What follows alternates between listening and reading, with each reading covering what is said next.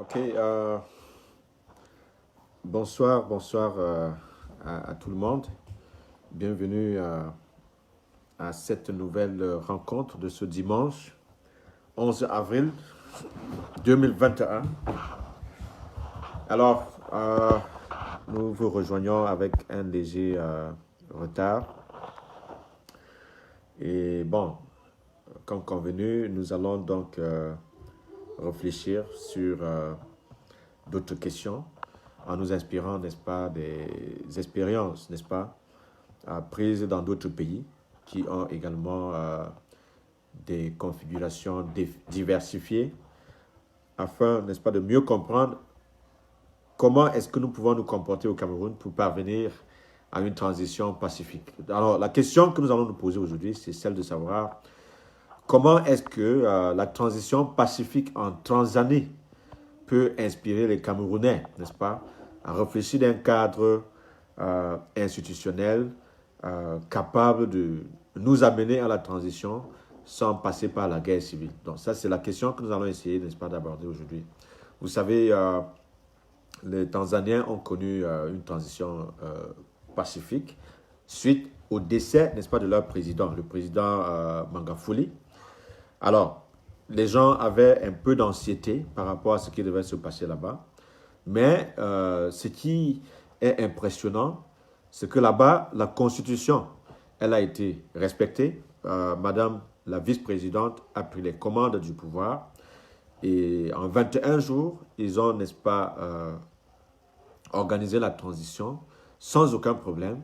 Et c'est aujourd'hui cette dame, n'est-ce pas, qui préside à la destinée d'un pays aussi complexe que la Tanzanie.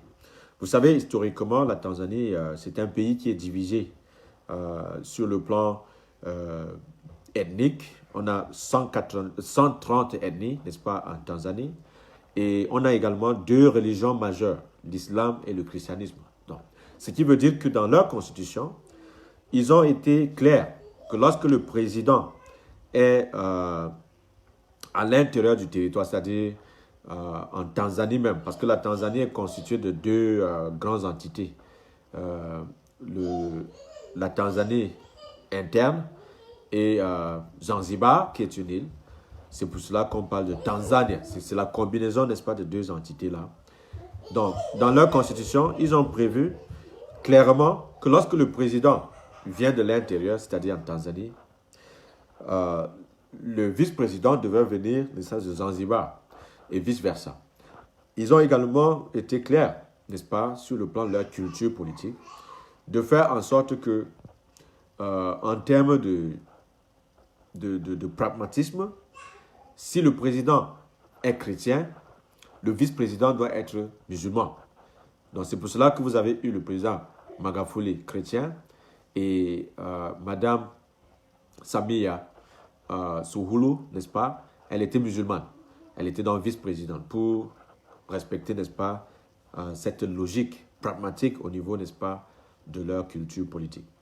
Voilà autant de choses qui montrent effectivement que dans un pays où on tient compte du consensus, ce n'est pas toujours compliqué d'avoir une transition pacifique.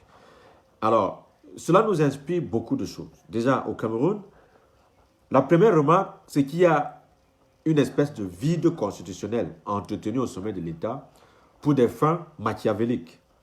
Parce qu'aujourd'hui, nous avons au sommet de l'État des octogénaires, c'est-à-dire le président de la République, il a 88 ans, le président de l'Assemblée nationale, il a 81 ans, et le président du Sénat a 87 ans. Or, dans cet état de fait, si jamais nous sommes dans la situation de la Tanzanie, il sera techniquement, n'est-ce pas, difficile pour le vice-président qui est déjà âgé et affaibli, n'est-ce pas, de prendre les commandes du pouvoir sans qu'il ne se pose des problèmes, n'est-ce pas, euh, de l'âge et de son état de santé dans le cadre, n'est-ce pas, de la gestion de la transition. Donc, dans cette confusion-là, quelqu'un peut sortir de nulle part pour s'imposer et dire que voilà, compte tenu de la faiblesse, n'est-ce pas, du président du Sénat, on trouve mal comment il peut gérer la transition, n'est-ce pas, jusqu'aux élections transparentes. Et là, ça pose un sérieux problème au Cameroun. Donc, il faut déjà corriger cela.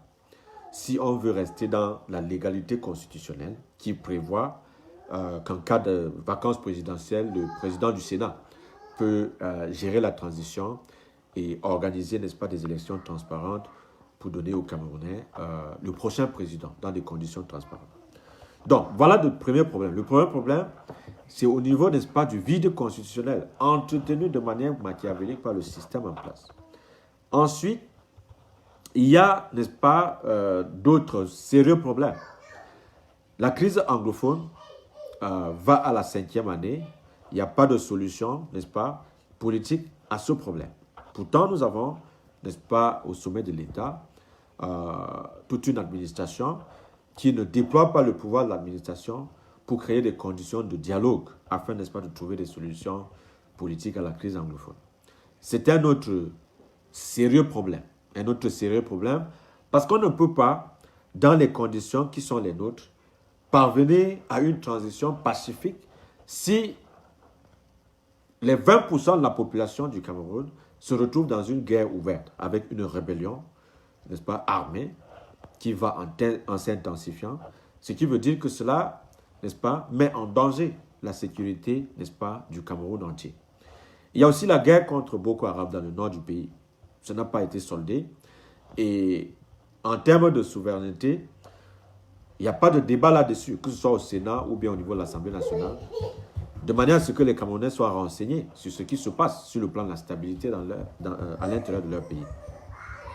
Alors, l'autre difficulté, c'est la difficulté géostratégique. Maintenant, avec l'intervention de la Russie, n'est-ce pas, en RCA, il y a des chances de prolifération d'armes à partir du RCA dans la sous-région, ce qui crée encore plus d'insécurité en Afrique centrale et il n'y a pas d'issue politique par rapport à ce genre de situation.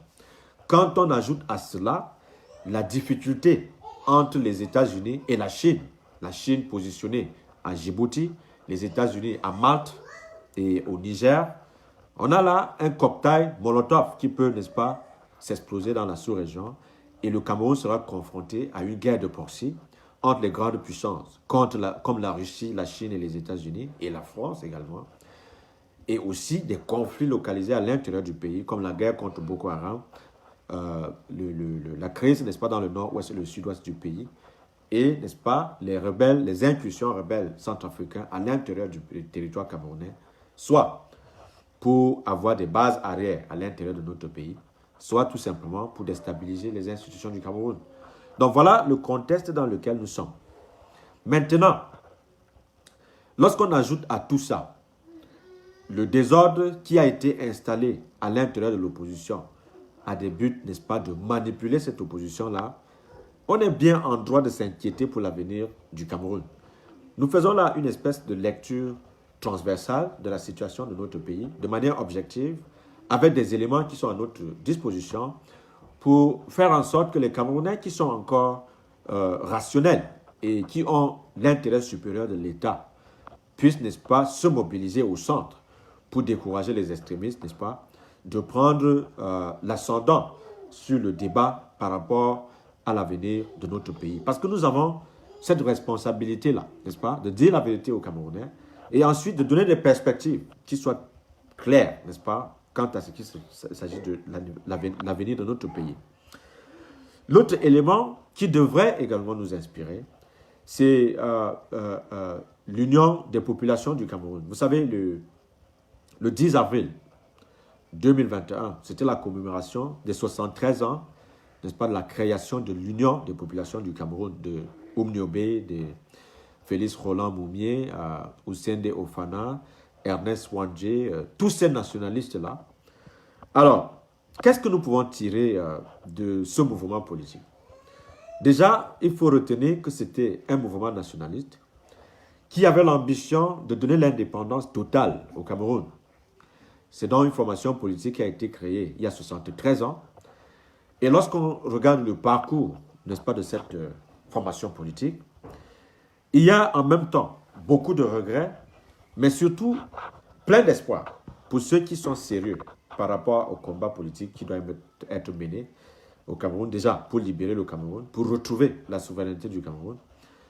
Les idées de l'UPC étaient de très bonnes idées. par rapport à la vraie indépendance du Cameroun. Sauf que sur le plan géopolitique, il y a eu des erreurs stratégiques et même tactiques de la part de l'Union des populations du Cameroun. Parce qu'en s'alignant sur le bloc communiste dirigé par la Chine et la Russie, l'Union des populations du Cameroun, n'est-ce pas, s'est antagonisée, n'est-ce pas, avec le bloc qui était dirigé par la superpuissance américaine. Donc c'est fort de cette situation-là qu'avec le temps, une fois que la Russie, n'est-ce pas, a perdu ce conflit-là, automatiquement, les partis politiques à l'intérieur de l'Afrique que soutenait le bloc communiste, n'est-ce pas, sont tombés. C'est l'une des raisons pour lesquelles l'UPC n'est pas allé jusqu'au bout, n'est-ce pas, de son combat pour libérer le Cameroun. Il faut également rappeler que la Russie ou bien la Chine ne se sont pas vraiment impliqués dans la lutte armée au Cameroun, comme ça a été le cas en Algérie ou au Vietnam, où l'Algérie et le Vietnam ont pu gagner, n'est-ce pas, leur confrontation contre les États-Unis et contre, n'est-ce pas, la France. Dans le cadre du Cameroun, ça n'a pas été le cas. Il faut simplement avouer que, malgré les contacts et les connexions des leaders de l'UPC, avec que ce soit la Russie ou la Chine, ils n'ont pas eu le ravitaillement en armes et le soutien logistique dont ils avaient besoin pour venir à bout de cette lutte pour l'indépendance. Donc, c'est l'une des raisons qui explique, n'est-ce pas, la défaite de l'UPC. Alors, l'honnêteté intellectuelle ici, c'est de reconnaître qu'il y a eu une défaite de l'UPC. Parce qu'on ne doit pas messianiser, n'est-ce pas, une telle initiative politique qui était courageuse, mais qui a rencontré des difficultés géopolitiques. Je vous rappelle également que c'est dans la même mouvance que Patrice Emery Lumumba, en République démocratique du Congo, a été assassiné. Il a perdu parce qu'il était confronté au bloc américain qui, n'est-ce pas, opérait dans les Grands Lacs. Donc, vous vous rappelez, n'est-ce pas, du séjour du président Amadou Ahidjo, ici aux États-Unis, à New York. Il a été reçu, n'est-ce pas, par le président Kennedy, qui vous montre, n'est-ce pas, à quel point les États-Unis tenaient à l'influence géostratégique en Afrique centrale. Donc, pourquoi est-ce que nous rappelons tout cela? Nous rappelons tout cela pour dire que, en politique, il ne suffit pas simplement d'avoir l'enthousiasme de faire du bien, de libérer votre pays pour réussir, n'est-ce pas, ce genre de combat. Donc, chaque combat politique doit se mener sur le plan stratégique à l'intérieur et à l'extérieur. C'est ce qui explique, n'est-ce pas, la victoire de l'ANC en Afrique du Sud. Parce que pendant que les Nelson Mandela étaient en prison, ils ont également, n'est-ce pas, des Sud-Africains qui étaient dans la diaspora et qui menaient, n'est-ce pas, le combat sur le front diplomatique pour donner de la légitimité à l'ANC, déjà comme formation politique, et ensuite plus de légitimité à leur combat de libération pour sortir du joug de l'apartheid. Vous voyez que la concurrence, n'est-ce pas, de ces combats ont mené à la libération effective de l'Afrique du Sud, ce qui a conduit éventuellement à un gouvernement noir au sommet de l'État en Afrique du Sud. Pour dire que dans chaque combat politique, il ne s'agit pas d'antagoniser, n'est-ce pas, les citoyens d'un pays en citoyens de la diaspora et citoyens de l'intérieur, comme c'est le cas au Cameroun. Il ne s'agit pas aussi d'agiter le foulard rouge du tribalisme, comme c'est le cas au Cameroun aujourd'hui, où on vous parle des Bamileke, des Bétis, des nordistes, n'est-ce pas, des anglophones et des francophones. Non. Tout cela est fait à dessein par le gouvernement en place pour fragiliser l'opposition. C'est donc à l'opposition de faire preuve, n'est-ce pas, d'intelligence et de pragmatisme pour éviter de tomber dans les travers du discours identitaire. Parce que le discours identitaire a ceci de dangereux qu'il empêche la mobilisation de tout le peuple en faveur du changement. Si vous essayez, n'est-ce pas, d'animer la fibre ethnique, n'est-ce pas, dans le combat politique au Cameroun, il a plutôt n'est-ce pas, je veux dire, la politique identitaire a plutôt ce danger, n'est-ce pas, de diviser les Camerounais en ethnies et de les confiner dans des espaces géographiques qui ne peuvent pas avoir l'impact sur le plan national. Donc, voilà pourquoi, à chaque fois, lorsque nous sommes en train de parler de tout cela, on essaye vous donner une espèce d'analyse sociologique du Cameroun pour que les gens comprennent effectivement que dans la configuration où nous nous trouvons, l'opposition ne réussit pas parce que l'opposition est vraiment faible. L'opposition ne réussit pas tout simplement parce que le gouvernement instrumentalise la politique identitaire pour détruire l'opposition. C'est tout simplement ce qui se passe. Parce qu'aujourd'hui, vous allez entendre des Camerounais parler de mouvement de 10 millions de nordistes. Sur cette configuration-là, c'est difficile, n'est-ce pas, de réunir et de rassembler les Camerounais sur une base purement nationale pour venir à bout, n'est-ce pas, de ce régime compliqué, de ce régime néocolonial qui est sponsorisé d'ailleurs par la France. Donc, c'est la France qui a installé ce régime au Cameroun. Donc, depuis les années d'indépendance, que ce soit le président Amadou Ahidjo ou bien que ce soit le président Paul Biya, les deux ont été soutenus par la France. Donc, si nous partons donc de cette configuration où il faut mener le combat politique sur la base du régionalisme, nous avons déjà perdu automatiquement. C'est vrai, le nord du pays représente 40% de l'électorat au Cameroun. Mais sur cette base-là, si on a 40% de l'électorat et on ne contrôle pas l'appareil du gouvernement central, même sur la base des élections, rien ne nous dit que celui qui va contrôler l'armée ne va pas tricher pour utiliser l'armée et s'imposer. Dans cette configuration-là, on va plutôt aller pour un autre round. Et ça sera une guerre civile sur la configuration nord du pays contre le sud du pays. Et là, dans cette situation-là, personne ne peut gagner dans la configuration-là. Ça va un peu nous donner la situation de la Côte d'Ivoire aujourd'hui, où on est divisé entre le nord et le sud du pays. Or, on ne veut pas de ça. L'ancien nord du pays avait, n'est-ce pas, le président Amadou Ahidjo. Après, il a joué son jeu de passe-passe pour remettre le pouvoir au sud. Et on a parlé maintenant de l'axe nord-sud, sur le plan, n'est-ce pas, de la prise de pouvoir au Cameroun. Alors, qu'est-ce qu'on fait, n'est-ce pas, de l'ouest du pays? Qu'est-ce qu'on fait de l'est du pays? Vous comprenez? Donc, je veux dire que toute politique qui tend à instrumentaliser le régionalisme à des fins politiques ne profite pas au Cameroun. Pas du tout. Ça exacerbe plutôt les rancœurs, ça exacerbe plutôt la division et ça met le Cameroun en danger de dislocation. C'est effectivement cela. De la même façon, il n'est pas intelligent, dans le cadre de la lutte pour le changement, de parler de francophones et d'anglophones. Et je m'explique. Après l'UPC, la deuxième force politique au Cameroun qui s'est démarquée, c'est le SDF, le Social Democratic Front, de Ni John Frundi. Alors, donc, entre 1991 jusqu'à très récemment, on a toujours parlé du SDF comme le leader de l'opposition. Sauf que, à la veille des élections 2018, nous avons assisté à une situation vraiment ironique. Les rebelles sécessionnistes qui ont pris les armes sous prétexte qu'ils voulaient une indépendance de l'Ambazonie et que cela pouvait fragiliser le pouvoir central, ont créé toute une pagaille pour le compte du SDF, parce que le SDF a perdu complètement son fief politique. Le nord-ouest et le sud-ouest sont contrôlés aujourd'hui par le RDPC. Vous voyez que quand nous disons que la logique insurrectionnelle ne peut pas profiter à l'opposition camerounaise, c'est pour des exemples comme ça. L'Union des populations du Cameroun ont opté pour la rébellion armée au Cameroun. Cela a traumatisé plusieurs générations de Camerounais sur le plan de la violence politique. Parce que ce n'était pas de la blague. On a gazé les gens au napalm au Cameroun. Il y a eu génocide dans les régions Bamileke et les régions Bassa au Cameroun. Ce n'est pas quelque chose que les Camerounais vont oublier du jour au lendemain.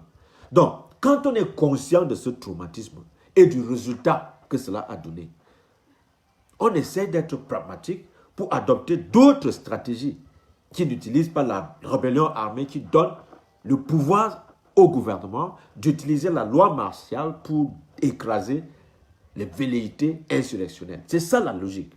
Donc, vous allez voir sur la toile des Camerounais qui vont crier partout, qui sont des combattants.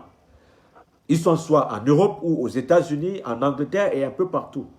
Ils crient partout, nous sommes des combattants, nous sommes des combattants. on veut le soulèvement populaire. Paul Biya est mauvais. D'accord, c'est un très bon discours. Mais qu'est-ce qu'il accompagne derrière ce discours martial? Ils disent que la seule solution au Cameroun aujourd'hui, c'est le soulèvement populaire. Mais ils ignorent que le Cameroun est un pays extrêmement divisé à dessein par ce gouvernement pour empêcher même une telle éventualité. Parce qu'une révolution populaire, elle vient du peuple. Et on ne peut parler de révolution populaire qui soit régionale au Cameroun. Si l'ouest du pays se révolte contre tout le gouvernement, ça ne peut pas marcher parce qu'il faudrait qu'on attende également la réaction du nord du pays. Et ils vont carrément être absents de ce genre de rébellion. Vous voyez que le gouvernement central va se frotter les mains, utiliser une coalition contre l'ouest du pays et écraser, n'est-ce pas, dans le sang, toute velléité insurrectionnelle à l'ouest du pays. Voilà la raison pour laquelle les gens qui sont des stratèges politiques ont beaucoup de scepticisme par rapport à toute velléité insurrectionnelle au Cameroun, parce que cela fragilise plutôt l'opposition et donne tous les pouvoirs au gouvernement en place. C'est exactement ce qui se passe dans le nord-ouest et le sud-ouest. Nous n'avons pas besoin de dessin pour vous démontrer cela. Les gens ont bien envie de créer l'État ambazonien selon leur dessein. Ils ont pris les armes pour matérialiser ce rêve-là. Mais 5 ans après, la réalité est tout autre. Parce qu'on a renforcé le pouvoir du RDPC, non seulement dans les régions où il y a la rébellion, et on a même l'accident de pousser la population contre les rebelles sécessionnistes, parce que les gens ne peuvent pas se lever pour dire « Alors, nous allons vous libérer » et vous devenez par accident l'otage de ceux-là qui ont pris l'engagement de prendre les armes pour vous libérer. Tout simplement parce que il y a les forces armées du Cameroun qui ont investi le nord-ouest et le sud-ouest et qui se présentent donc désormais comme une puissance envahissante. Ce que les Camerounais doivent reconnaître, c'est que sur le plan institutionnel et même sur la scène internationale, il n'y a pas un pays ambazonien. Vous comprenez? Ça, c'est la vérité. Les gens peuvent être offensés, n'est-ce pas, d'une telle vérité aussi simple. Au niveau des Nations Unies, on reconnaît un seul État camerounais avec la partie anglophone et la partie francophone. Ça, c'est la vérité. Donc, maintenant sur la forme de l'État, est-ce qu'on peut imposer, n'est-ce pas, à l'État central une forme de l'État rien qu'à travers les armes? On voit qu'il y a l'impasse. Que ce soit du côté de l'armée régulière ou du côté des rebelles sécessionnistes, qui sont les deux extrêmes pour moi, il n'y a pas de solution militaire. Les rebelles ne peuvent pas mettre à genoux l'armée camerounaise et l'armée camerounaise ne peut pas mettre à genoux les rebelles sécessionnistes. C'est ce qu'on appelle l'impasse. N'est-ce pas? L'impasse militaire. Donc, ne donne aucune chance ni à la force régulière, qui est l'armée camerounaise, ni aux rebelles sécessionnistes qui revendiquent, n'est-ce pas, un État indépendant. Quand on est face donc à l'impasse, sur le plan purement politique, ça veut dire que la solution n'est pas dans les extrêmes. La solution est au centre. Si vous faites, n'est-ce pas, une espèce d'enquête à l'intérieur de notre pays, vous allez constater que au moins 60% de la population est d'accord sur une forme de l'État qui peut réconcilier les deux parties, c'est-à-dire la partie francophone et la partie anglophone du pays. Et c'est le fédéralisme. C'est-à-dire, si vous faites vraiment les enquêtes, vous allez avoir minimum 60% de la population favorable au fédéralisme. Ça peut être le fédéralisme, ça peut être la décentralisation, peu importe la formule qui va arranger la majorité. La solution est au centre, et le centre, c'est dans le dialogue. Le centre, c'est dans le dialogue sincère, inclusif, qui met ensemble sur la même table et les rebelles sécessionnistes et les forces armées du Cameroun et les membres du gouvernement pour trouver des solutions politiques dans le cadre, n'est-ce pas, d'une réforme sincère de notre pays. Donc, voilà ce que nous pensons et nous estimons que les Camerounais qui sont soucieux, n'est-ce pas, de la paix dans notre pays, ils doivent s'exprimer publiquement. Nous ne devons pas être là juste pour faire les incantations. Nous vous disons simplement les faits pour que ceux qui ne sont même pas d'accord avec nous comprennent la pertinence de notre analyse. Je ne suis pas là pour vous dicter ma position. Je suis en train de vous dire que dans un pays divisé comme le nôtre, en plusieurs ethnies, parce qu'en termes d'ethnies, nous avons au moins 289 ethnies.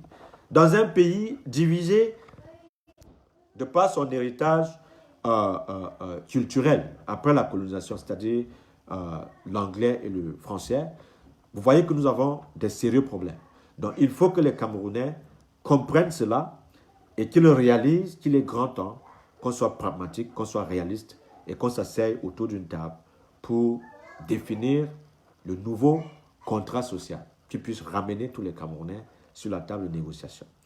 Donc, je vois qu'il y a quelqu'un qui est en train d'écrire des choses qui n'ont pas franchement de sens. Je ne suis pas là pour perdre mon temps. Je suis Camerounais comme vous. Je ne dirige pas le Cameroun. Je dis simplement ce que je pense en tant que citoyen camerounais. So, I'm going to turn to English right now. So, I have someone who is writing like empty talks, whatever. If you have the solution, go ahead. I beg you to go ahead, and if you want to launch a war, go ahead. Okay? I'm not here to incite Cameroonians to kill each other, like in Rwanda. That's not what I'm trying to do right here.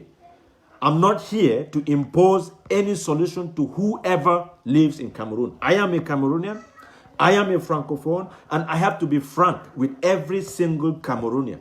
Whether you are for the regime or against the regime, whether you are for the rebel group or against the rebel groups, what I'm trying to say here is that any insurrection in Cameroon is giving more power to the central government. That's exactly what is happening right now.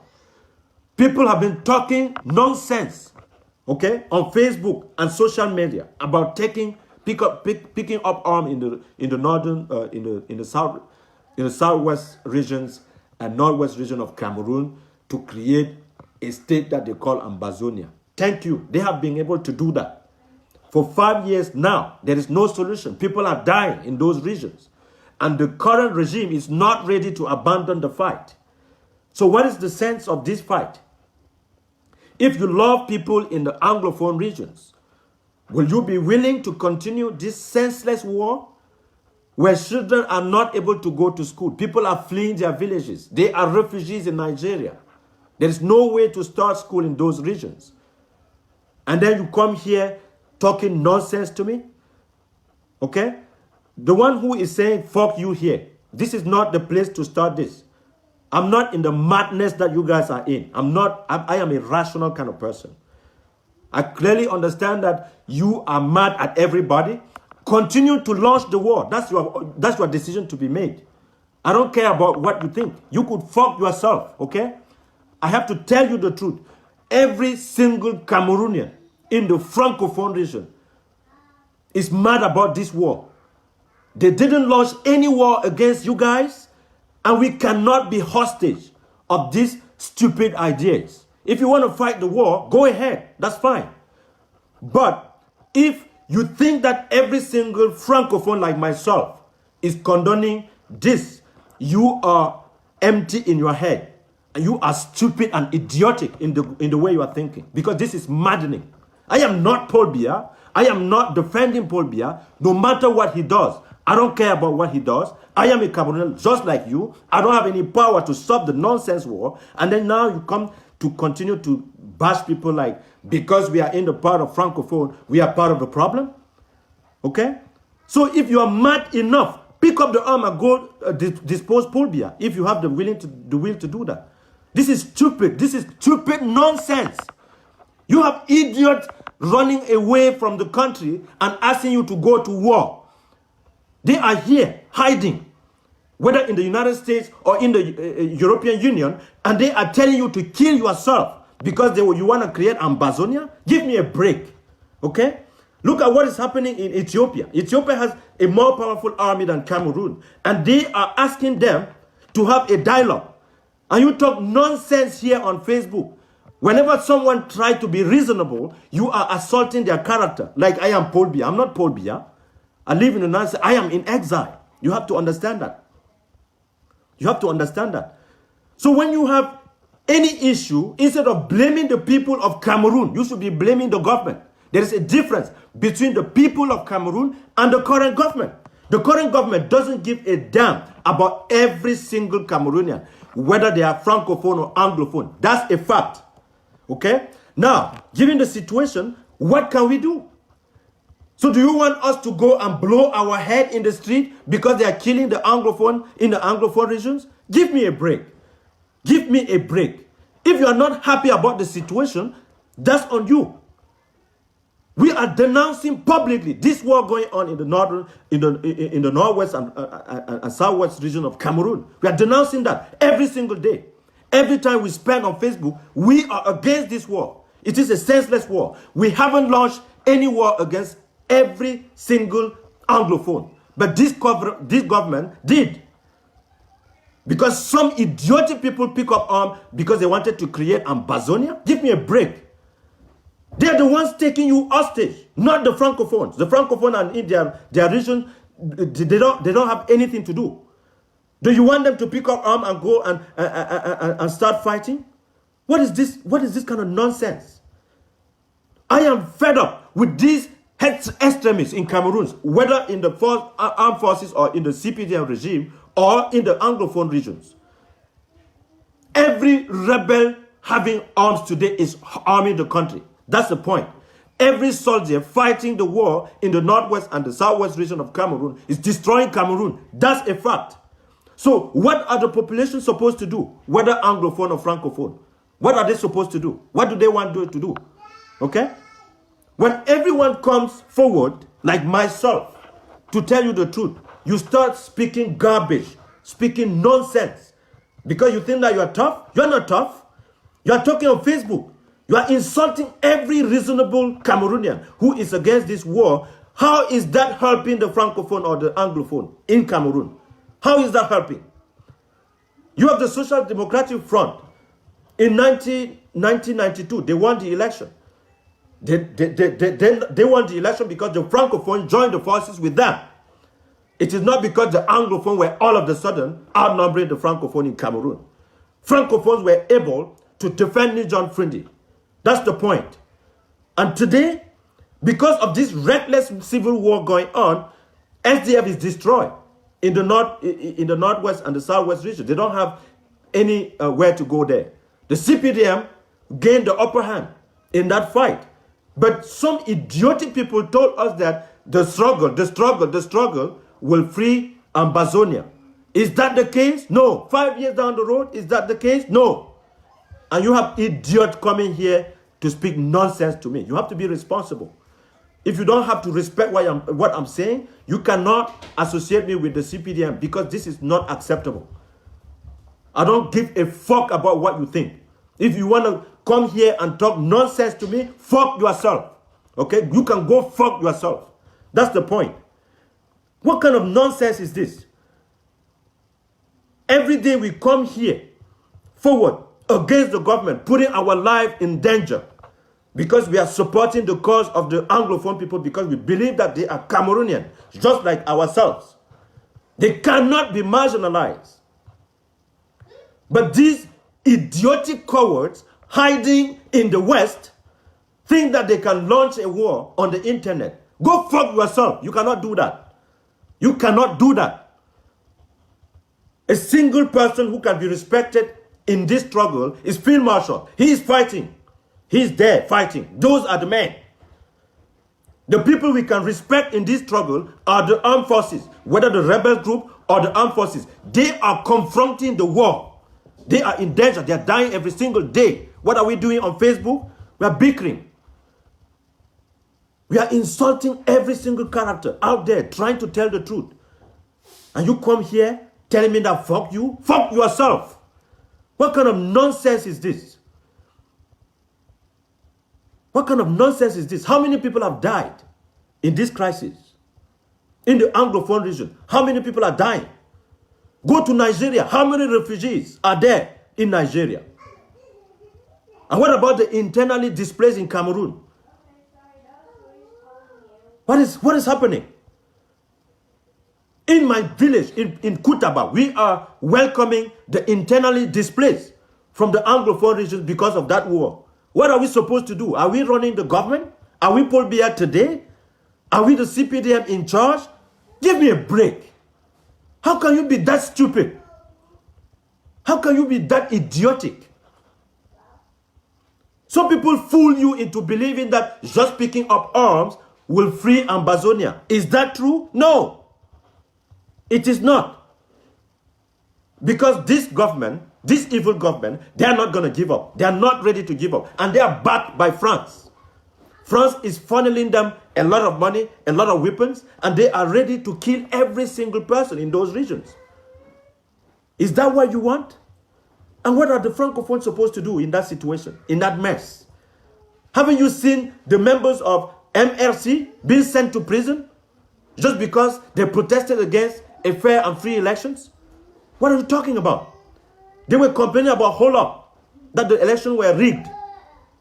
More than 600 people were sent to jail. What are the Francophones did? Nothing. They were sleeping in their homes. What are the Anglophones did? Nothing. What are the Anglophone? What have the Anglophone done to free those prisoners? Nothing. Okay. The same thing with the Anglophone being sent to jail. There's nothing people can do. Now, when we come forward, we try to tell you the truth. You guys go like, oh, Francophone, oh, they are talking. What are you talking about? If we don't talk, you say that, oh, Francophone are not talking. When we talk, we say, oh, empty talk. Because you want us to pick up arms and join you in the jungles? Give me a break. So you think that people are going to leave their families to join you in the jungle to fight an unnecessary war that you decided on your own to launch? What kind of nonsense is this? Whether you are living in delusion or you don't know what you're talking about. A war is a war. People are supposed to die in a war. This is why some people are very pragmatic when it comes to launching a war. You cannot just go like with empty hands to start a war that you are not going to finish. Okay? That's a suicide. If you decide today because you are mad in the street of Yaoundé to start a war without weapons, you are going to be killed. And that's what we are telling people. We want people to understand that. So it is not just empty talk. The guy doing empty talks here is right you. You are the guy talking emptily. You don't know exactly what you're talking about. You are confronting an army, okay? An army. Cameroon has an army. You cannot go against the army with empty hands. Yes, the rebel can kill like a bunch of soldiers. That's okay. But they are not in any position to overpower the entire army of Cameroon. That's just foolish. That's never going to happen. And we have to tell you the truth like that. You have to understand that. That doesn't mean that we hate any Anglophone in Cameroon. We don't. As a matter of fact, we love them. But we are not running the government. We are not running the show. Paul Biya is running the show with his clans. They are the one corrupted on top, launching these wars because they are doing business in that war, not the Cameroonian people. We are also as victims as yourselves, but we are not going to victimize. We want people to understand the truth. And you come here talking nonsense like you were courageous enough. You are a coward. You are a coward. Because if you were not, you could be fighting today with Field Marshal on the ground. You are nowhere to be seen. The only thing you could do is to come here talking nonsense, pretending to be courageous when you are a little coward. You cannot even have your name in public. And you want to dare people to confront this army because you think that you are tough. You are not tough. You don't know what you're talking about. Donc, je vous en prie, j'étais vraiment très révolté par rapport à ce fainéant-là qui vient dans une discussion où on essaie de dire aux Camerounais que la guerre, l'insurrection, ou la révolte populaire ne renforce que le gouvernement en place. Et nous avons des preuves par milliers pour vous démontrer cela. Ce n'est pas parce que nous aimons subitement le RDPC. Nous sommes en exil, nous aussi. Nous sommes en exil. Ça vous prouve notre sincérité. Mais étant en exil, nous avons encore le courage de vous dire la vérité que, chers frères et sœurs au Cameroun, toute insurrection à l'intérieur du pays favorise plutôt le RDPC au pouvoir. Point barre. Celui qui peut me démontrer le contraire, qu'il me le démontre. Nous avons connu la rébellion de l'UPC. Nous sommes à l'an 73 de l'UPC. L'UPC a disparu de la carte politique du Cameroun. On a tout fait pour faire disparaître l'UPC. Le SDF était le parti le plus populaire au Cameroun au sein de l'opposition. Rien que après cette insurrection qui dure de presque 4 ans déjà, le SDF a disparu. Le SDF est partagé entre 3 personnes. Ni John Fundi, honorable Nietzsche et honorable Oshi. Ça, c'est la vérité. Ce sont des faits. Qu'est-ce que vous allez faire pour changer cette configuration-là? À cause d'une guerre stupide qui a été lancée pour casser la dynamique, n'est-ce pas, du changement au Cameroun. Or, on aurait pu avoir une coalition entre les anglophones et les francophones pour mettre en difficulté le régime si on n'avait pas décidé de lancer une guerre sauvage sous prétexte de créer un État fictif qu'ils appellent l'État ambazonien. C'est ça les faits. Vous comprenez? C'est ça les faits. Donc, moi, je dis que je ne suis pas là pour insulter qui que ce soit, mais cet idiot qui raconte les histoires, il ne peut ni s'exprimer en français, ni s'exprimer en anglais, et il vient m'appeler bâtard. C'est toi l'animal. Toi, tu n'as plus d'humanité. Tu es l'animal parce que tu es dans la rancœur, tu es dans la revanche. Tu es fou de rage. Tu ne comprends pas de quoi tu parles. Tu manques d'humanisme en toi. Et c'est ce manque d'humanisme-là qui te plonge dans la sauvagerie et la barbarie. Les francophones qui sont du côté francophone, là, ils ont aussi de la rancœur contre ce gouvernement. Mais ils sont assez stupides, assez intelligents, assez sensés pour comprendre que si nous prenons les armes dans ces conditions, nous allons nous exposer à une destruction assurée par l'armée sauvage de Paul Biya. C'est aussi simple que cela. Vous pensez que vous êtes plus courageux que qui? Durant les années 60, ce sont les francophones qui ont fait la guerre de rébellion à l'intérieur de l'UPC, quand les anglophones étaient tranquillement assis dans le nord-ouest et le sud-ouest. C'est ça la vérité. La vérité aussi, c'est que durant cette guerre de libération que l'UPC a menée de main de fer, ils ont aussi transité par les zones anglophones pour aller en exil. Voilà la vérité. Moi, je ne suis pas hypocrite. Si c'est Bobby Brown, je ne suis pas hypocrite. Mon nom, c'est Abdoulaye Lazare Chari et je parle en public. Je ne me cache pas pour m'exprimer. C'est toi qui es hypocrite. Parce que déjà, tu ne sais pas de quoi tu parles. Tu ne sais pas de quoi tu parles. Voilà la guerre dans les zones anglophones là. Qui prend les otages dans les zones anglophones? Attends, je profite de la situation pour vous enculer. C'est ça la vérité. Excusez-moi le terme. Quand ils viennent là, ils montent d'autres rebelles qui font des assassinats ciblés qu'on met au compte, n'est-ce pas, des autres rebelles ambazoniens. Et cette confusion-là, ça profite à qui? Ça profite au gouvernement camerounais.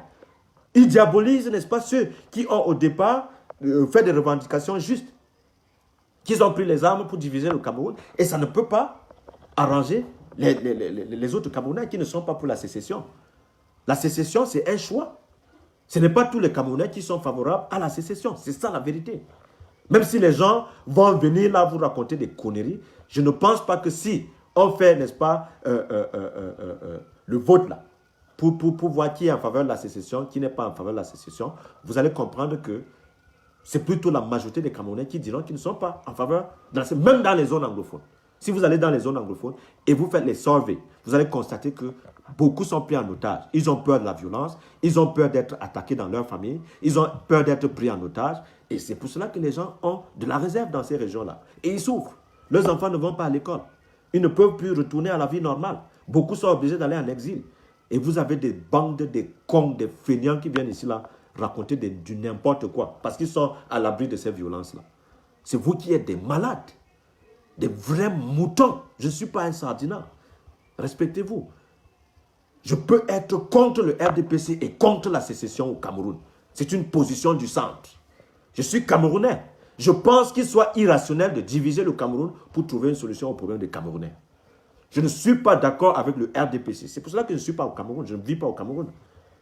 Mais en même temps, je pense qu'il est idiot et sauvage de lancer une guerre en position de faiblesse où on a toutes les chances de perdre cette guerre et d'exposer les gens qu'on prétend défendre, des gens à qui on prétend donner de l'indépendance. C'est la folie tout simplement. La situation dans le nord-ouest et le sud-ouest, ça fait pleurer. Est-ce que la situation est meilleure par rapport aux 5 ans avant? Non, ce n'est pas le cas. Les gens ont peur pour leur vie. Les gens ont perdu leur village. Des villages entiers ont été brûlés. Est-ce que ce sont les francophones qui ont ordonné cela? Non. Le gouvernement qui a fait ça. Le gouvernement n'a pas demandé l'avis ni du Parlement, ni du Sénat, ni du peuple camerounais. Paul Biya a pris la décision sur lui seul d'aller en guerre contre les anglophones. C'est aussi simple que cela. Hein? Mais vous êtes tellement idiot de reconnaître cela que vous allez mettre ça sur le compte de chaque francophone qui vit au Cameroun. Je n'ai pas choisi de naître dans les zones francophones. Et d'ailleurs, moi, je suis parfaitement bilingue.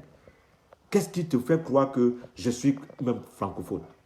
À partir du moment où moi, j'étudie depuis aux États-Unis depuis 15 ans. Il faut quand même que les gens se respectent. Vous avez une bande de fumeurs de chanvre qui vont inciter des naïfs à la révolte populaire. Quand ça chauffe, ils versent les larmes de crocodile. Je ne peux pas. Je ne peux pas faire ça. Je ne peux pas dire aux Camerounais qui sont restés sur place, prenez les armes contre le régime, alors que moi je suis à l'abri à New York. C'est ça la position qui est la plus dangereuse. Être à l'abri et inviter les Camerounais à aller faire la guerre contre Biya pour moi. Non, je ne peux pas faire ça. Ça, c'est une position de franchise. À partir du moment où je ne peux pas être au front pour combattre avec les Camerounais, je ne suis en aucune position de légitimité de recommander aux Camerounais de prendre les armes contre le régime en place. C'est que je suis malade. C'est que je suis fou. C'est pour cela que dans cette logique-là, j'estime que ceux qui pensent qu'on doit regrouper l'opposition pour qu'elle travaille ensemble pour proposer l'alternative au Cameroun sont ceux-là qui sont encore plus raisonnables. C'est ça la vérité. C'est ça. Vous comprenez? Le RDPC là n'occupe pas tout le Cameroun. Hein. Il y a des endroits où le RDPC ne passe pas. Vous pensez que ceux qui font ça, ils sont tellement idiots qu'ils ne pouvaient pas aussi prendre les armes? Non. On peut résister au RDPC avec intelligence. On n'a pas nécessairement besoin de reprendre les armes pour se faire respecter au Cameroun. Il y a des endroits au Cameroun où le RDPC ne peut jamais gagner les élections, malgré le mauvais code électoral. Parce que les gens ont compris là-bas qu'il faut aller voter et protéger son vote. C'est aussi simple que ça. Ils pouvaient aussi prendre les armes. Vous pensez qu'il n'y a pas les armes qu'ils peuvent prendre? Mais les armes donnent les arguments de sauvagerie et de la guerre au gouvernement, qui a les moyens de l'État pour faire la guerre, qui a les soldats de l'État pour faire la guerre. C'est simple pour le gouvernement. Eux, ils n'ont pas besoin de recruter.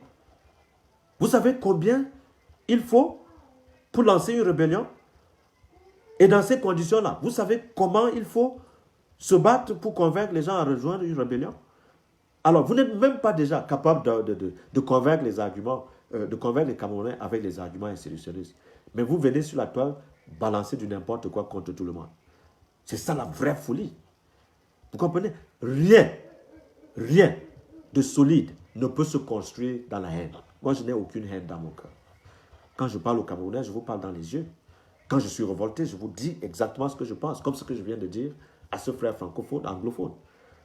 Je dis que moi, je suis très sympathique à la cause anglophone, mais je ne suis pas sympathique à la sécession.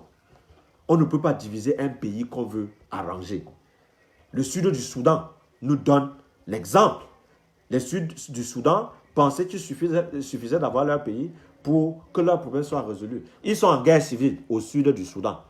Vous comprenez? Pour dire que vous pouvez diviser même le pays, mais retenez au moins, par honnêteté intellectuelle, que les anglophones ne sont même pas unanimes. Les anglophones sont divisés entre les anglophones du sud-ouest et les anglophones du nord-ouest. Ils ne sont pas déjà unanimes dans leur position. C'est ce qu'il faut reconnaître. Et ça a été toujours comme ça.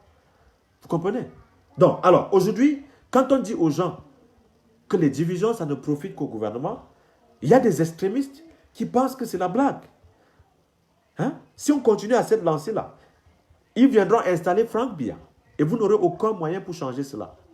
Parce que la division ne profite qu'à celui qui est assis sur le trône. On vous dit ça, mais des gens sortent, n'est-ce pas, de leur trou pour venir nous engueuler et raconter du n'importe quoi, alors qu'ils sont cachés. Ils ne peuvent même pas se pointer au Cameroun. Vous comprenez? Donc, je ne suis pas de ceux-là qui pensent que, une fois qu'on est à l'abri à l'étranger, les Camerounais qui sont restés sur place doivent prendre les armes pour aller se tuer, pour aller se faire liquider par une force sauvage contrôlée par le RDPC. Je ne suis pas de ceux-là.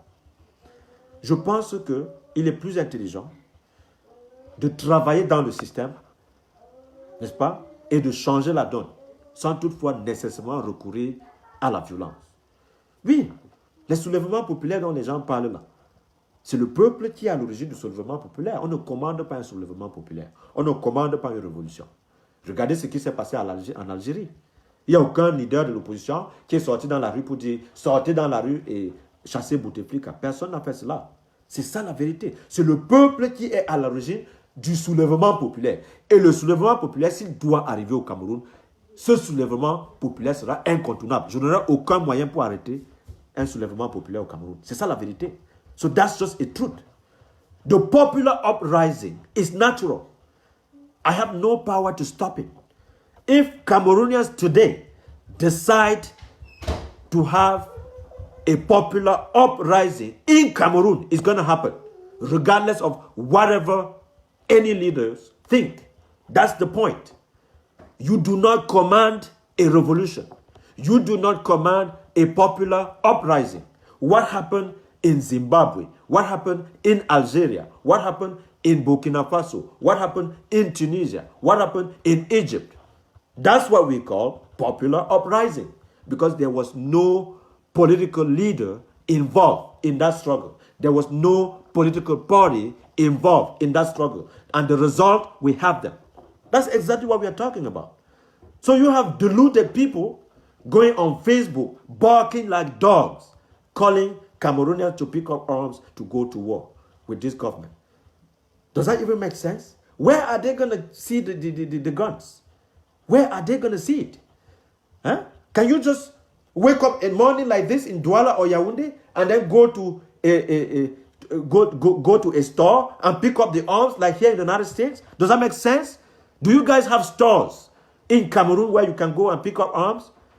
When a crazy person goes online to incite you to violence, to tell you to go pick up the arms, to launch a revolution, with whom? How can you launch a revolution on your own?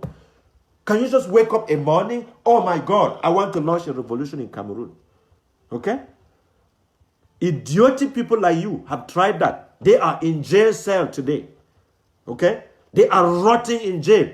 Most of them are dying, and you have no power to free them. And you come fending up nonsense, thinking that we don't know exactly what you are doing. You are the guys defending the CPDM regime, because every violence in Cameroon will favor the CPDM on top. That's the reality.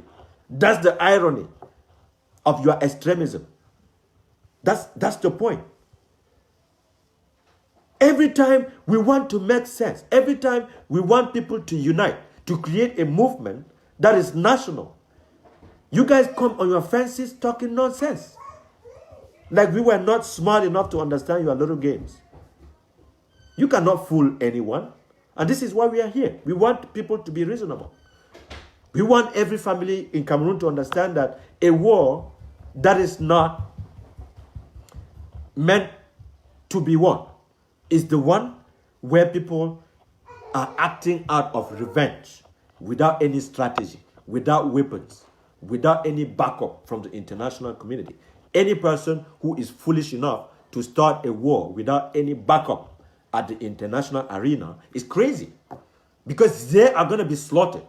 And that's exactly the destiny of people crazy enough to think that an insurrection or any popular uprising is the key. That's not the point. It doesn't make any sense. Look at Togo today. Do you think that there wasn't any popular uprising in Togo? Eyadema is still president. Go to Gabon. Gabon organized an election where Jean-Pierre won the elections. They went through a lot of popular uprising. Omar Bongo is still president because the French are backing him in Gabon. Go to Chad. Idriss Déby is winning another elections where people launched an insurrection against him to topple his government. The French were able to back him up. He is the main person in charge in Chad. Do you think that it's going to be different in Cameroon? Do you think it's going to be different? So when we come to make sense of the situation, telling you about the history of our country, telling you about the history of revolutions, you guys come up with nonsense to trash what we are talking about. We are telling you the truth. We are not here to create any kind of buzz. We are not here to feel more important than we are supposed to be. We are here to tell you the truth because that's the truth. Okay? In order to change anything in your country, you need to start with the truth. The truth is that the only person flush with weapons is Paul Biya and his regime. That's the reality.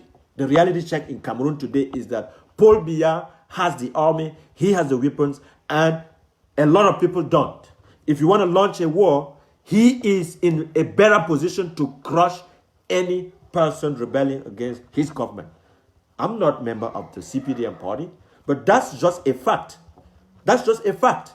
For 4 years, can you tell me what the Ambazonian rebellions has gained? No, you can't. There is no gain. There's no gain. People are dying. You have refugees in Nigeria. You have internally displaced. You have villages burned to the ground. That's a reality. Okay, I'm not deluded because I can read. I read the journal. I go to the United Nations to see what they're telling us. Okay, that's the truth. So I'm not going to invent an alternative reality, fake news. I'm not in the fake news business. The reality is this. The rebel group in the northwest and the southwest region of Cameroon were able to launch an insurrection. We are in the 5th year of the insurrection. What did they gain? Did they have a state? The answer is no. Do they have any international recognition? The answer is no. Are they able to win? The answer is no. Now, what about the government of Cameroon? Were they able to crush the rebels as they promised the Cameroonians after 2 weeks?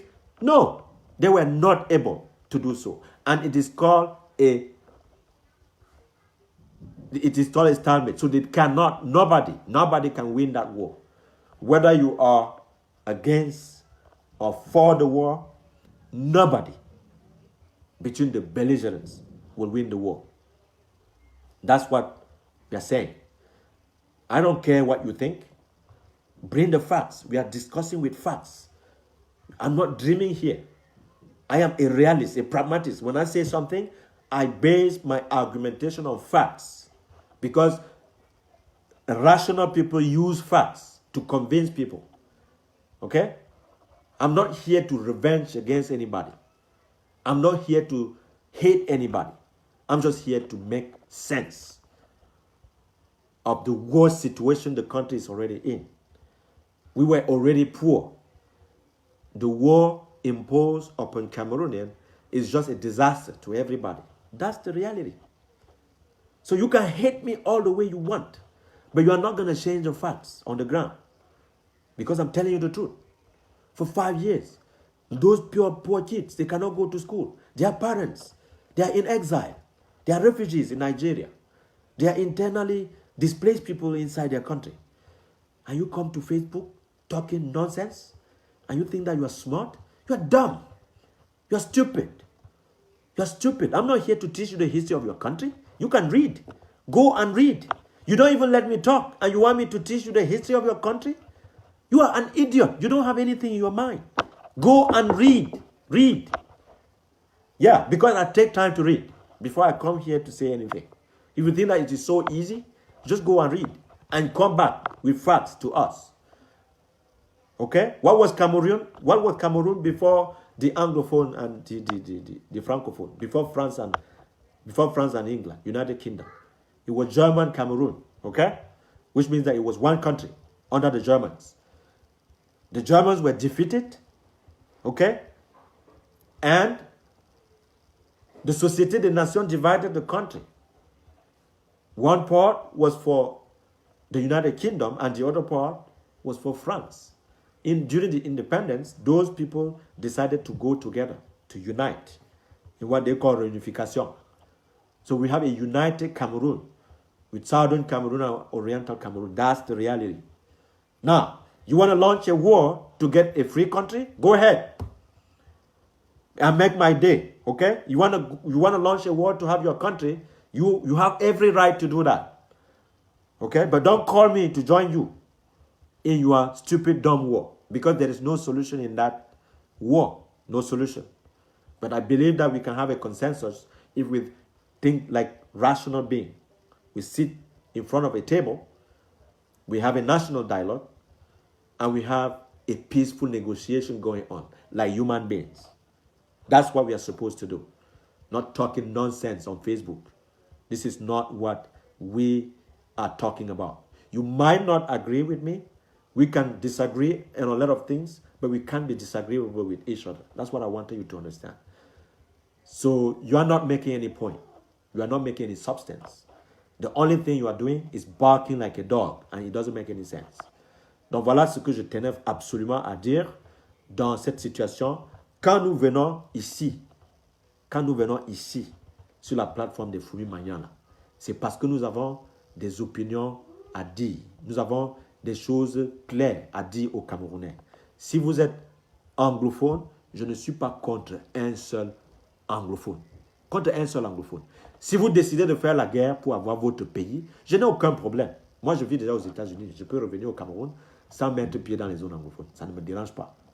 Mais vous ne pouvez pas venir sur la toile, aboyer comme les chiens, demander aux Camerounais de prendre les armes, et quand la guerre vous dépasse, vous vous mettez à insulter chaque francophone sur la surface de la terre. Ça, c'est la folie. Parce que le gouvernement camerounais n'a pas demandé l'autorisation d'aller en guerre au Parlement camerounais, ou bien au Sénat camerounais, ou bien à chaque Camerounais. On n'a pas consulté les Camerounais pour aller en guerre. De la même façon, les rebelles sécessionnistes qui ont pris les armes, ils n'ont demandé l'avis de personne. Ils ont pris les armes. Ils ont pris les armes. Et nous avons un fait accompli. Il y a la guerre au Cameroun. Il y a la guerre au Cameroun. Donc, quand vous avez des cancres, parce que j'appelle ça des cancres, des fous, qui sont sous l'influence de la drogue, qui veulent détruire le Cameroun, vous pensez que je vais venir applaudir derrière ce genre d'animaux? Jamais. Celui qui fait la guerre est un animal. Parce qu'il a perdu toute son humanité. Vous comprenez? Il a perdu toute son humanité. Ce qui me fait rire, ce qui me fait absolument rire, voilà des cancres qui veulent créer un pays, mais qui s'inquiètent de ce que les autres dans la partie francophone font. Ça a quel sens? Si vous voulez déjà créer votre pays, soyez logique. Ne vous inquiétez plus de ce que pensent les francophones. C'est aussi simple. Pour ceux qui veulent créer un pays. Vous comprenez? Donc, moi, je pense que nous devons parfois être raisonnables. Le débat aujourd'hui, c'était de voir comment est-ce que nous pouvons nous inspirer de la situation de Tanzanie, qui est exactement comme ce qui se passe au Cameroun. Parce qu'en Tanzanie, il y a une partie qui est à l'intérieur du continent et l'autre partie qui est à l'île, n'est-ce pas, de Zanzibar. Donc, c'est les deux parties-là qui sont mises ensemble pour créer le pays de Tanzanie. Parce que quand on dit Tanzanie, c'est Tanganyika plus Zanzibar. Donc, maintenant, dans cette configuration, eux, ils ont été suffisamment intelligents pour mettre dans les clauses de leur constitution que lorsque le président est chrétien, le vice-président doit être musulman. Lorsque le président est de l'intérieur, le vice-président doit être de l'île, n'est-ce pas, de Zanzibar. Et avec cette façon de voir de manière consensuelle, ils sont capables, n'est-ce pas, d'avoir les transitions pacifiques sans aucun problème, sans qu'il y ait de guerre. Alors, nous disons que nous devons copier des bonnes manières. Nous devons copier de bonnes manières. Donc, je ne suis pas là parce que je veux vous dicter ma position. Je suis là parce que je suis en train de vous donner mon point de vue. Et dans une société civilisée, chacun donne son point de vue. Hein? Si le pauvre André Dicalo pense qu'il est plus intelligent là, viens faire un direct et fais ton analyse. Nous allons aussi t'écouter et réagir comme toi. Mais sans toutefois t'appeler animal. Parce que c'est toi qui aboies derrière quelqu'un qui fait une analyse. So you are the only animal here. Animals don't think. Animals, they do not think. The difference between human beings and animals is that animals cannot think. They cannot make a judgment. They cannot make any analysis. The only thing they could do as dogs is to bark, period. That's not what I'm doing here. I am here presenting you the facts. I am here making a demonstration that we in Cameroon, we can have a national dialogue. We can decide on the form of government. It could be a federal government. We could also change our constitution so that people can live in peace. Because the solution to the crisis in Cameroon is political. It's not a war. The war is not working. When the war is not working, reasonable beings sit down around a table and negotiate. Look at what is happening in Ethiopia. Look at what is happening in Ethiopia. You could say whatever you want, but I am adamantly clear. I said rebel groups in the Anglophone region are fools. They are crazy. Period. Go tell them that I said so, that they are crazy. They are not rational beings. Because they are in a societal mission. They are crazy. Only a crazy person could launch a societal mission. That's what I'm saying. If you are not happy with that, go fuck yourself. I just told you exactly what I have in mind. Because I am reasonable. If you want to go to war against a crazy army that Biya has, that's a societal mission. Which means technically that you are a fool. You are crazy. Period. That's what I'm saying. Okay? And I take it. I am proud of what I'm saying because I'm telling you the truth. The same thing I will say to the government. I will tell the government. I will tell the government of Cameroon that they are crazy too into believing that they can crush a rebellion inside Cameroon. Yes. Go tell the rebel group that I told them that they are crazy just as the Cameroonian government of Paul Biya is crazy. Okay? That's the full picture of what I'm talking about because I'm against the war. I am against the war because I think that the solution is not the war. Okay? That's what I'm saying. The international community is not going to be happy with that. They are not going to be happy with that. Whether you think of the United States, Canada, France, England, or any partner of Cameroon, they are not happy about the situation in the Anglophone regions. Do you think that when they're going to bring the sanctions, the rebel group are going to be spared? No. The sanctions will be against the government and the rebel groups. Okay? Make my day. I'm telling you the truth. Because I'm not foolish like you. I'm making sense. I'm making sense. And that's what I'm saying. So when you keep asking stupid questions, what is the solution, sir? What is the solution? Assaulting my character, I want to let you understand that you are the only dumb person here today. Because you can't even make sense in English. You can't even make sense in French. You don't even know what is going on. And you have no clue about the history of Cameroon. This is a shame. Okay? This is a shame. Now, when you have a chance to have a conversation with me, you are there to talk nonsense. Because you are a child. The child is smarter than you. You are less like a dog. Okay? The dog is smarter than you. And that's the point. Okay? That's the point. Donc, quand moi je vous parle droit dans les yeux. Vous comprenez? Parce que moi, je ne suis pas là pour... je ne suis pas là pour chercher la popularité. Non, je vous dis exactement ce que je pense. Il n'y a qu'un animal pour comprendre ici. Il n'y a qu'un animal pour faire croire aux Camerounais que la seule solution qui puisse départager les Camerounais anglophones des Camerounais francophones, c'est la guerre. Il n'y a qu'un animal qui peut réfléchir comme ça.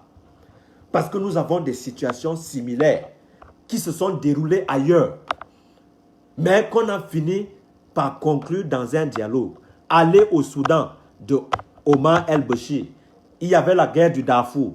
Plus de 3 millions de personnes sont mortes dans la guerre du Darfour. On a divisé le pays. Est-ce que le sud du Soudan est en paix? La réponse, c'est non. Est-ce que Omar el-Béchir a gagné? Non, il est en guerre. Il est en prison. Ok? Maintenant, allez en Éthiopie, qui a une armée plus importante que le Cameroun. Le Tigré est en flammes. L'Érythrée a profité de cette situation-là pour piller le Tigré. Mais la communauté internationale et l'Organisation des Nations Unies demandent au gouvernement central de l'Éthiopie de quitter le Tigré, de cesser la guerre dans ces zones-là. C'est la même position qu'on donne à l'armée camerounaise dans le nord-ouest et le sud-ouest. On exige du gouvernement camerounais de faire le cessez-le-feu pour donner la chance à la paix à travers un dialogue national inclusif. Ça, c'est la position de la communauté internationale. Et ils ne parlent pas de la création d'un État fictif que les gens appellent Ambazonia. C'est ça. Que ce soit les États-Unis, l'Angleterre, le Canada, l'Allemagne ou la France ou l'Union européenne, personne ne parle d'un État fictif Ambazonia. Pourquoi ils se battent donc? Alors qu'ils peuvent s'asseoir sur une table de négociation pour trouver des solutions politiques à la crise anglophone. C'est ça la vérité. Quand nous on vient vous dire cela, vous nous traitez de sardinats, alors que des imbéciles et des cancres de votre Carapace ne comprennent même pas ce qu'on appelle Sardina. Je suis pas... Vous pouvez m'appeler Sardina comme vous voulez, moi je m'en fous. Je n'ai absolument rien à foutre avec le RDPC. Je suis un Camerounais. Vous comprenez? Je suis un Camerounais. Et je suis contre ce que le gouvernement fait dans ces régions-là. Je suis contre ces régions-là où les rebelles prennent les armes pour prendre des femmes en otage, pour tuer des enfants, pour brûler les écoles, pour brûler les hôpitaux. Je suis contre ça. C'est la folie, tout simplement. Qu'est-ce qu'il y a de difficile à comprendre? Pour dire que moi, j'ai une position tranchée dans la crise anglophone. Je suis absolument contre la guerre. Je suis contre la décision du gouvernement à envoyer l'armée faire la guerre dans le nord-ouest et le sud-ouest parce que cela crée, n'est-ce pas, une situation d'impasse dans ces zones-là. Je suis contre les rebelles sécessionnistes qui ont pris les armes sous prétexte qu'ils veulent créer un État dans un pays comme le Cameroun. Je suis contre les deux extrêmes. Et je pense qu'ils peuvent s'asseoir pour avoir une solution négociée politiquement et avoir une autre forme de l'État. C'est ça ma position. Vous pouvez aller dire que j'ai insulté les anglophones, je n'ai aucun problème. Parce que je ne connais même pas une telle réalité. Je dis simplement la vérité. Celui qui peut me comprendre va comprendre que ici, là, je suis contre la guerre. Ce qui veut dire techniquement que je suis contre l'armée régulière qui est engagée dans ce combat-là. Et je suis également contre les rebelles sécessionnistes impliqués dans ce combat-là. Parce que c'est le centre qui doit trancher les deux extrêmes. C'est ça la position d'intellectuel, pas les conneries du quartier où vous allez boire votre drogue pour venir crier sur la toile, Ambazonia must be, whatever. That's not my point. I don't care about what you guys think. I'm just telling you the truth. If you don't understand that, that's on you. I just told you exactly what I had in mind. But make no mistake, I am in no position to hate any single Anglophone in my life. The only people I will never, ever like are the rebel groups inside Cameroon. Okay? I'm never going to be sharing the same position with them. I'm never, ever going to sympathize with any of their position. They have every right, okay, to claim what they deserve to have in Cameroon as Cameroonians. They have every right to claim that. I will join them in that kind of front.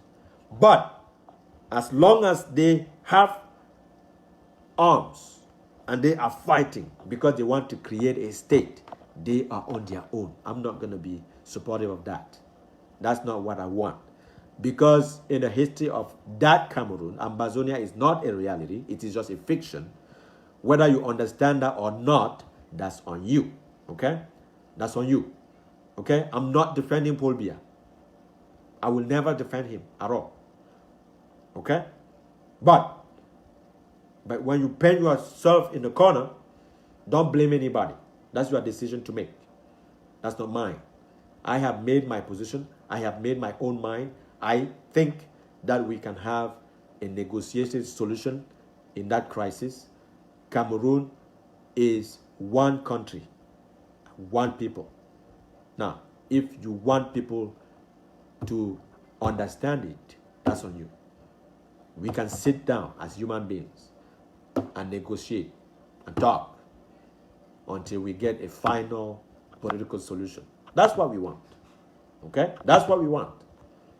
I'm not a rebel. No, I'm not a rebel in my life. I'm not one of them. I do not support the current government. No. So call me Sardina, whatever you want. That's on you because you're stupid. You don't know what you're talking about. Sardina doesn't even exist. That's not a reality. In Cameroon, we have Cameroonians. We have those who support the CPADM because they want a position in the government. This is true for Anglophone and Francophone at the same time. When you have a guy like Atanganji, who is the Minister of Interior in Cameroon, okay, buying weapons to divide the rebel groups, that's not a Francophone doing that. That's Atanganji doing that. When you have a Prime Minister like Don Gute or something, he is Anglophone, he is not Francophone. What is he saying? When you have all the members of the government who are from the Anglophone part, do they even care about the situation? They're living in our Francophone regions. And then you come out swinging, assaulting my character like I was a member of that government. You are idiotic. You don't even know what you're talking about. Hein? Donc, c'est extrêmement révoltant hein, quand vous rencontrez des sauvages comme ça qui veulent faire de la crise anglophone une affaire de tous les francophones. Ce n'est pas tous les francophones qui sont d'accord avec le gouvernement. Rien que les gars du MRC là, qui sont allés en prison là, ce ne sont pas les francophones. Quand l'UPC faisait la guerre dans les années 60, ce n'était pas les francophones. Et s'il y avait les anglophones, vous avez entendu d'une rébellion armée, n'est-ce pas, durant les années d'indépendance du côté anglophone? Non, ça n'existait pas. Donc, mais il faut qu'aujourd'hui, en 2021, les gens, quand ils se réveillent et se rendent compte qu'ils peuvent prendre les armes contre le gouvernement en place, ça devient le problème de tous les anglophones. Non, je ne suis pas ça. Je suis désolé, je dois vous dire la vérité. Donc voilà vraiment la teneur de ce que je tenais à vous expliquer aujourd'hui. Je parlais, n'est-ce pas, de ce que nous pouvons prendre de l'expérience de la Tanzanie, parce que c'est important. Ils ont eu une transition pacifique sans toutefois recourir à la guerre. Ce sont des bonnes expériences que nous pouvons copier. Il y a beaucoup d'autres pays en Afrique comme ça. Le Sénégal, c'est l'un de ces pays-là où il y a des transitions démocratiques à la régulière sans qu'on ait des recours aux armes. Donc au Cameroun, il y a des raisons d'espérer que si nous nous organisons au sein de l'opposition, on peut arriver au même résultat avec moins de casse, sans la guerre. Et c'est justement le souhait que nous avons pour tout le pays. Donc, quant aux anglophones, donc, je me répète, je ne suis pas d'accord avec la rébellion sécessionniste dans le nord-ouest et le sud-ouest. Je ne suis pas aussi d'accord avec la déclaration de guerre de M. Paul Biya dans ces zones-là. Parce que je pense qu'il faut une solution politique à ces problèmes. Est-ce que ça veut dire que je déteste les anglophones? La réponse est non. Parce que je vis aux États-Unis, un pays anglophone. Et je comprends mieux ce que revendiquent les anglophones parce que je vis dans un pays anglo-saxon. Je suis mieux placé pour comprendre la difficulté culturelle qu'il y a à réconcilier, n'est-ce pas, l'idéologie anglophone et l'idéologie francophone. C'est deux mondes différents. Donc voilà pourquoi nous sommes là, publiquement, pour vous parler de ces choses, pour vous expliquer la complexité, n'est-ce pas, de ce genre de situation, en sorte que les uns et les autres constituent une masse critique pour, n'est-ce pas, défendre des positions qui soient justes pour le Cameroun. Voilà notre position. Donc, peu importe ce que les gens pensent, ça ne nous dérange pas. Nous assumons entièrement ce que nous disons, en public et directement, parce que dans un pays en crise, il faut des gens qui soient capables de dire la vérité. Et je suis parmi ceux-là. Moi, je ne parle pas pour plaire aux gens. Je ne parle pas pour être populaire. Il faut que les gens soient raisonnables. Hein? Le Cameroun a besoin de plus grands que nous. Le Cameroun a besoin de tout le monde pour qu'il y ait la paix, pour qu'on retourne, n'est-ce pas, aux meilleurs sentiments et qu'on avance, n'est-ce pas, sur le chemin de la paix et du progrès. C'est tout ce qu'on veut. On ne peut jamais construire un pays dans la guerre. C'est impossible. D'ailleurs, les finances publiques sont en difficulté. Quand on fait des prêts au Fonds monétaire international et à la Banque mondiale pour rembourser les prêts, c'est un sérieux problème. Ça veut dire qu'à un moment donné, on n'aura même pas les moyens de payer l'armée. Donc, et quand on dit cela, c'est parce qu'on lit les indicateurs économiques et c'est au rouge au Cameroun. Et le soulèvement populaire que le gouvernement évite peut arriver à tout moment quand les indicateurs économiques sont au rouge. Quand la vie devient trop chère, si vous manquez de manger pendant 3 ou 4 jours, ça sera la grève de la faim sur tout le territoire national. C'est-à-dire que ce que le gouvernement évite, ils sont en train de forcer les Camerounais à aller vers cette direction de manière indirecte et de manière involontaire. C'est pour ça que je disais tout à l'heure que ce n'est pas les opposants qui doivent pousser les gens à aller dans la rue. C'est toujours ce gouvernement-là qui, à travers ses mauvaises décisions, peut arriver à une situation où il n'y a plus de finances, il n'y a plus de financement, il ne parvient plus à payer les fonctionnaires. Et les mêmes fonctionnaires qui soutiennent le régime seront dans la rue pour protester contre ce régime. Donc voilà, en fait, ce que je tenais à expliquer aujourd'hui avec beaucoup de force pour défendre mes arguments, parce que l'une de mes caractéristiques, c'est que je n'aime pas être persécuté dans mes opinions, peu importe qui vous êtes, que vous soyez de l'opposition ou du gouvernement. Lorsque quelqu'un essaie de me faire un procès d'intention, ça ne peut pas bien tourner avec moi. Je réponds du tic au tac, comme cet anglophone qui a essayé de raconter des bêtises, alors qu'il ne peut même pas comprendre l'enjeu du combat qui se mène ici. Là. Je suis un Camerounais comme lui. Je n'ai pas choisi de naître au Cameroun. Je n'ai pas donné l'ordre au gouvernement d'aller faire la guerre contre les anglophones. C'est une situation que je déplore.